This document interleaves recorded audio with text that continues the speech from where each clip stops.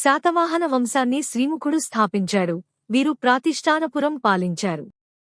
ఈ వంశం ఆంధ్రదేశాన్ని పాలించి అనేక నాణేలను, ముఖ్యంగా శాతకర్ణి మరియు పులుమావి పేర్లతో ఉన్న వాటిని విడుదల చేసింది. వ్యవసాయం, ముఖ్యంగా కృష్ణా, గోదావరి ప్రాంతాల్లో వరి, పత్తి ఉత్పత్తి మరియు ఇనుప పనిముట్ల వాడకం వీరి కాలంలో అభివృద్ధి చెందింది. స్థాపకుడు శ్రీముఖుడు ఆంధ్ర శాతవాహన వంశ స్థాపకుడు మౌర్యులకు సామంతుడిగా ఉన్నాడు. వీరి తొలి రాజధాని ప్రతిష్ఠానపురం, ప్రస్తుతంలో మహారాష్ట్రలోని పైఠాన్. నాణేలు, పాలకుల చిహ్నాలతో కూడిన నాణేలను జారీ చేసిన మొదటి భారతీయ పాలకులు వీరు.